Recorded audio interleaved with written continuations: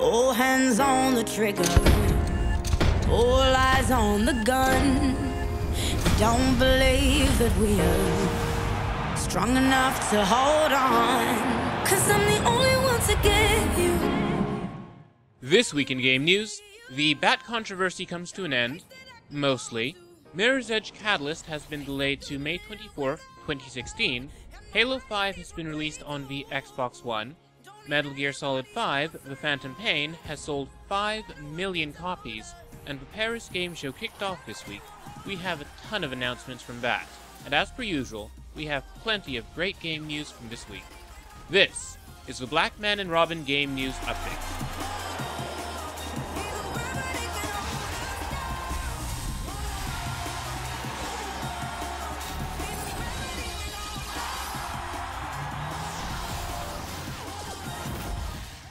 To start with, during Sony's press conference at Paris Games Week, a ton of stuff was announced. Street Fighter V now has a release date of February 16, 2016 for the PlayStation 4 and PC. Additionally, classic character Dhalsim was unveiled for the game. Interestingly enough, it was revealed that all in-game content, including new characters, can be unlocked with in-game currency. We now know that this currency is called Fight Money, which you earn by playing the game. Now, that's a really tough-sounding name for something you earn by playing Street Fighter. For instance, imagine explaining to your friend that you just purchased a street fighting costume using your fight money. If your friends are unfamiliar with video games, this is bound to raise a few eyebrows about how you spend your spare time. Speaking seriously, however, it is also possible to purchase in-game content using real money. Once you spend your money in the game, it'll be converted to a currency called Zenny. We have the full details about this over at blackmanandrobin.com. Street Fighter V will be receiving 6 new characters throughout 2016. There's no word on who exactly they are, but maybe Alina will be included? A man can dream.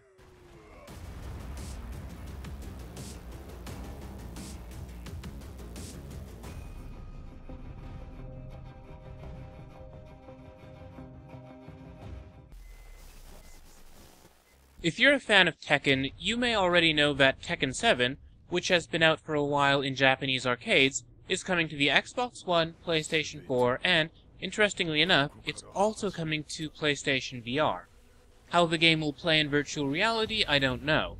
I doubt it'll be first-person, but I suppose there's a first time for everything. I don't even want to think about the technical hurdles that a fast-paced first-person fighting game would have to overcome in virtual reality. I'm guessing that the virtual reality version of the game is going to be in third person. It wouldn't be the first third-person game in VR.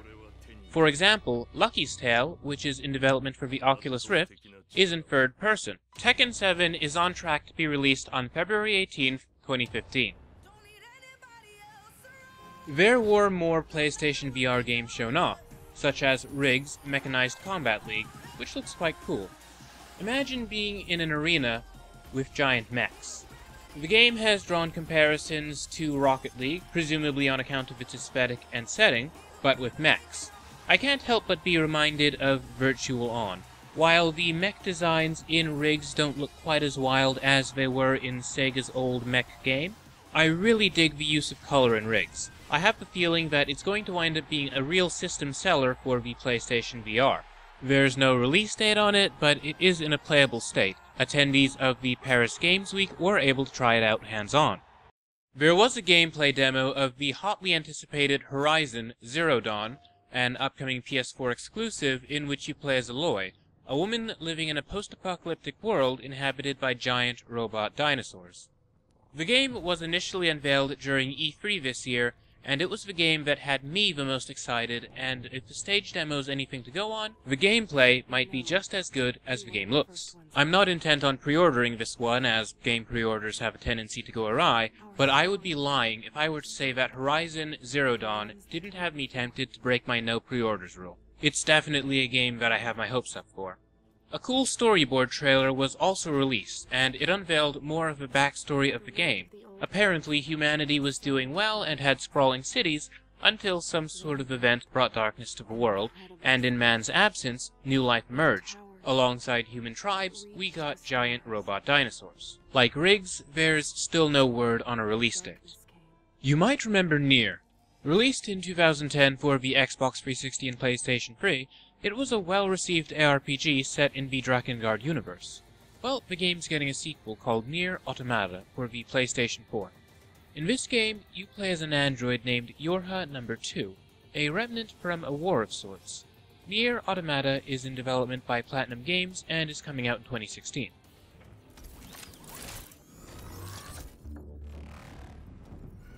Not to be outdone in the visuals department, we got a first trailer for Matterfall from Housemarque, the developers of Resogun and Super Stardust. In the game, you're hunting for a dangerous alien material called Smart Matter. There's no release date, just a cool trailer and the promise that the game will be hitting the PlayStation 4. Mind you, this isn't what the gameplay is supposed to look like. Apparently, it's just a really pretty concept trailer. Do you really want to crank up the visuals to 11? Quantic Dream has you covered with the trailer for Detroit. Subtitled Become Human, the game features a familiar face. Remember the Kara tech demo that Quantic Dream put out in 2012? The gist of it was that an android named Kara was sentient and wanted to be just as free as everybody else. Many people were moved by the demo, and it's nice to see that Quantic Dream actually did something with it. Also, it's neat to see a cyberpunk game that's set in Detroit. It seems to be in a future in which the Motor City has moved on from automobiles into automatons and beyond. Here's hoping that the game's story goes into depth on the themes of what it really means to be human and on some of the ethical implications of creating artificial life. What was outside?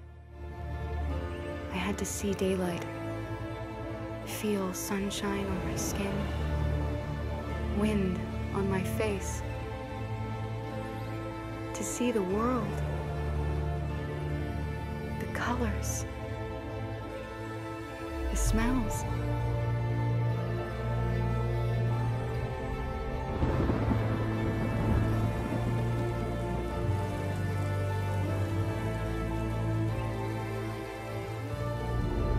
But the world is not what I imagined. It is dark and cold. It is harsh and violent, unfair and brutal. It almost convinced me I was nothing. Less than an object, just an obedient machine. But deep inside me, I could feel something different. A gentle and warm whisper telling me that I am alive. I had to escape. I had no choice. Escape to love, to hope, to live, to figure out what that force inside me was. Maybe I will change the world. Maybe I will choose a different path. Now, it's up to me to decide. My name is Kara. I am one of them. This is our story.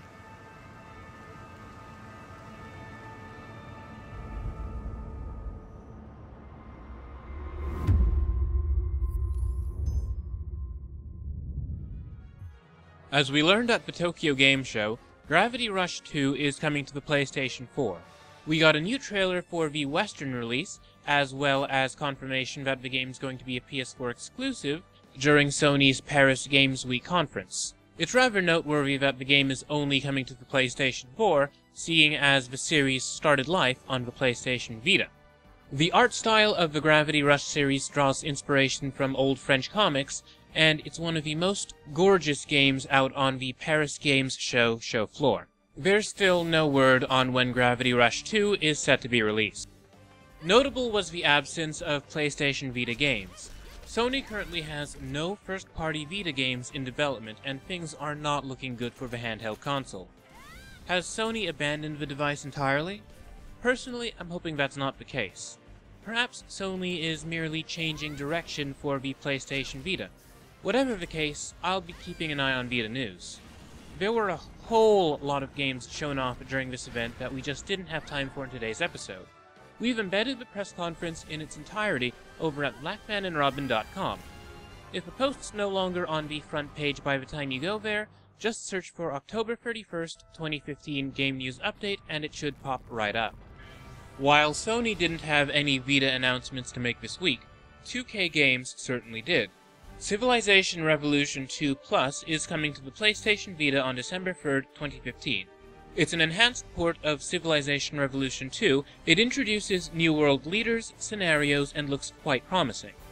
While the Civilization Revolution series isn't as complex as its sister series, it is just as well loved, albeit by a smaller fanbase. The difference between the main Sid Meier's Civilization series and the Civilization Revolution series is that the Civilization Revolution series is a lot more simplified from the rest of the series. The Civilization Revolution games are the ones that you'll see on consoles and mobile devices. For instance, you can find these games on the Xbox 360, iPad, iPhone, and Android.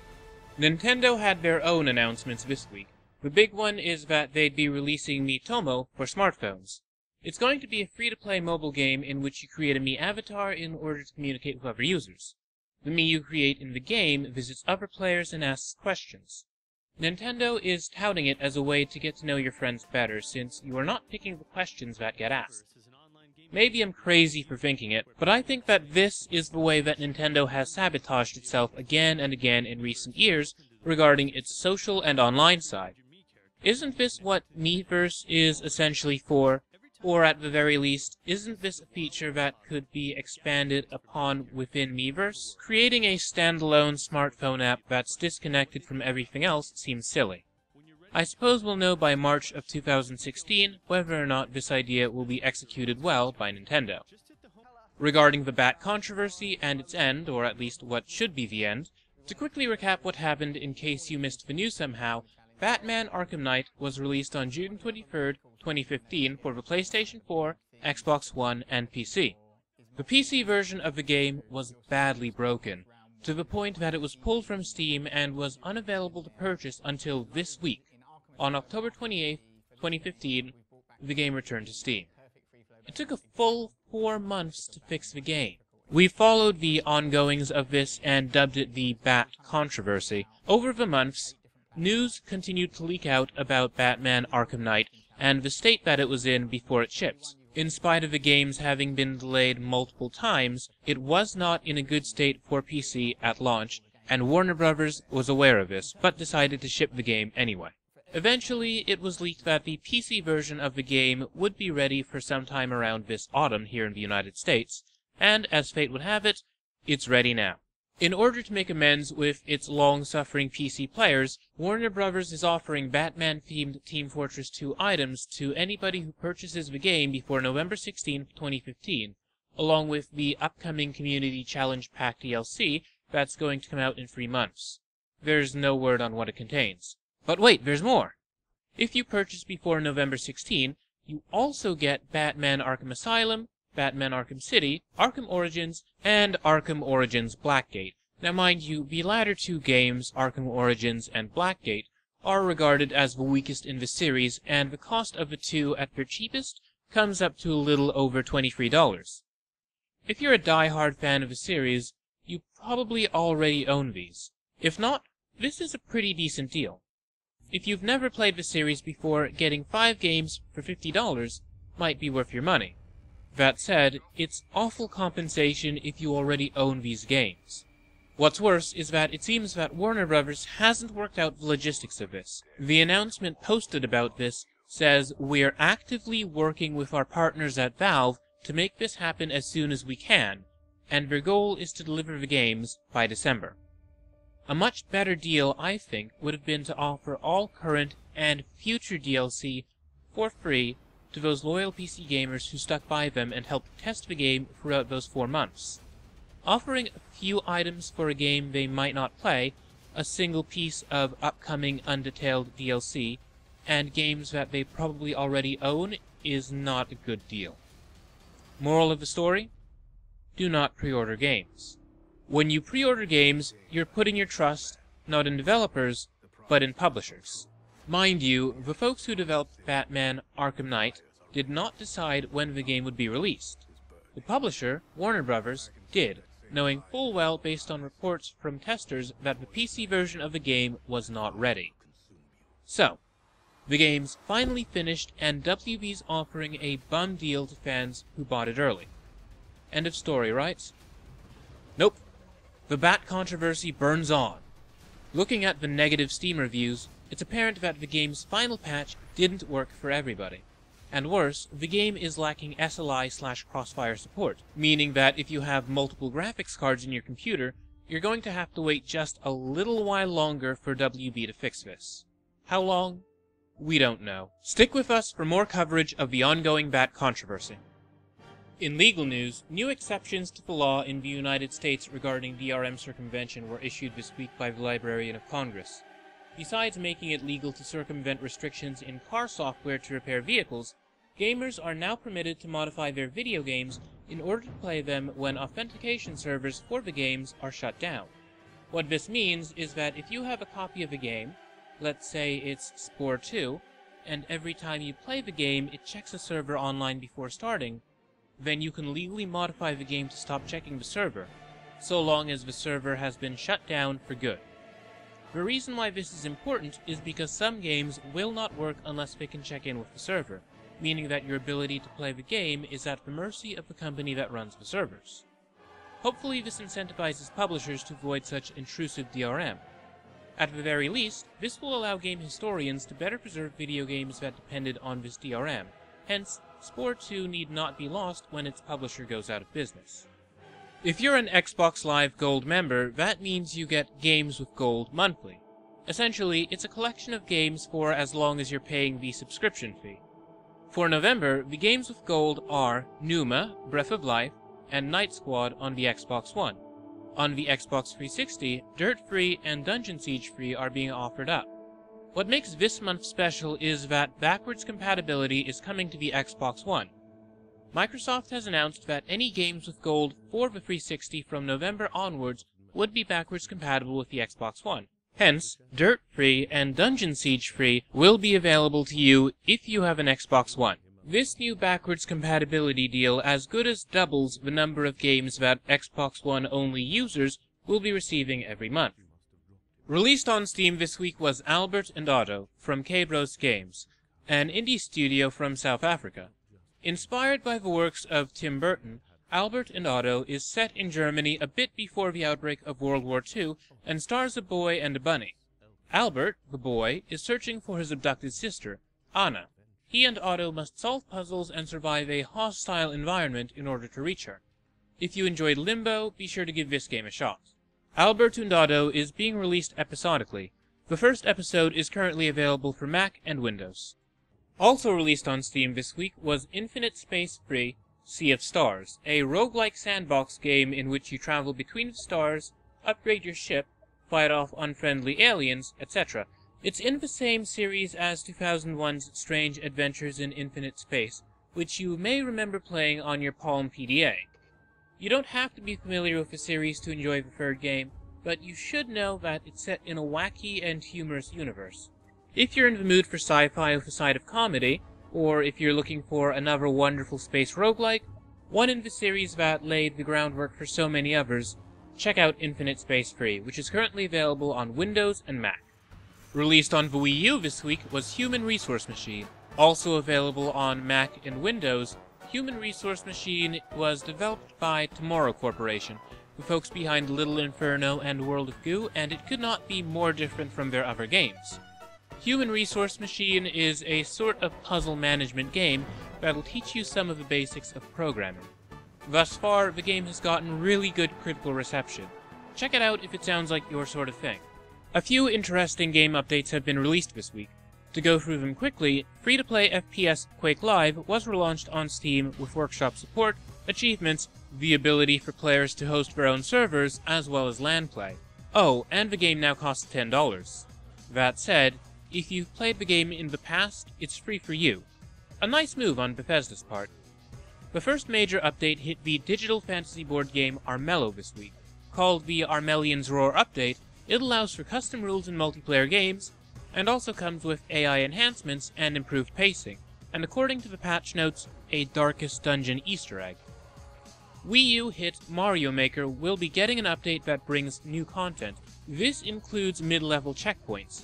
These mid-level checkpoints will allow you to continue playing a level from a certain point, so if you lose a life, you don't have to start all over again. This might encourage the Mario Maker community to make more long-form levels. Coming to Rocket League in November is an update that brings mutators. Essentially, these are new game modes. Want to play according to the rules and physics of supersonic acrobatic rocket-powered battle cars, the predecessor to Rocket League? Or would you like to have a square ball? Or maybe low gravity appeals to you? If any of these modes tickle your fancy for Rocket League, you'll want to check out November's update. We have screenshots of the update and more details over at blackmanandrobin.com. Hi-Res Studios has released the entire Tribes series for free, which is super generous of them. Starting in 1994 with Earthsiege, this ongoing sci-fi series has led up to their current game Tribes Ascend, which is also free to play. Incidentally, Tribes Aerial Assault is a PlayStation 2 game, so unlike the others, which are for PC, you'll need an emulator to get it working. Either that, or a hacked PS2. You can download all these games at tribesuniverse.com. Finally, we leave you with the trailer for Robinson: The Journey, which is coming to PlayStation VR and it looks really, really cool. There's no word on a release date, but if you like dinosaurs, this is for you.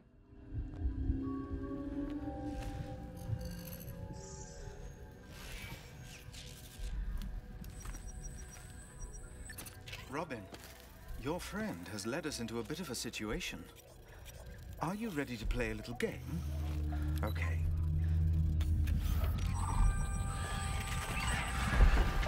The name of the game is Let's Not Get Squashed. 2 simple rules. Follow me closely and do as I say. Got it?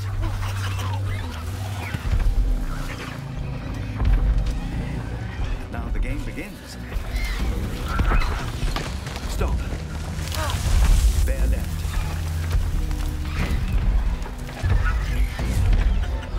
Through we go. That was close. Stop.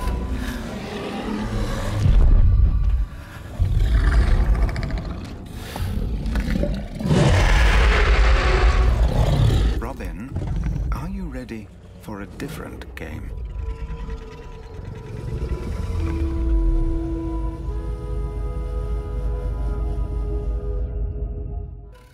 Well, that's it for this week's game news. For all the latest, be sure to follow at Blackman and Robin on Twitter to keep up with the week's game news, reviews, previews, and interviews. Be sure to follow me at Jordan_Cameron for my own views.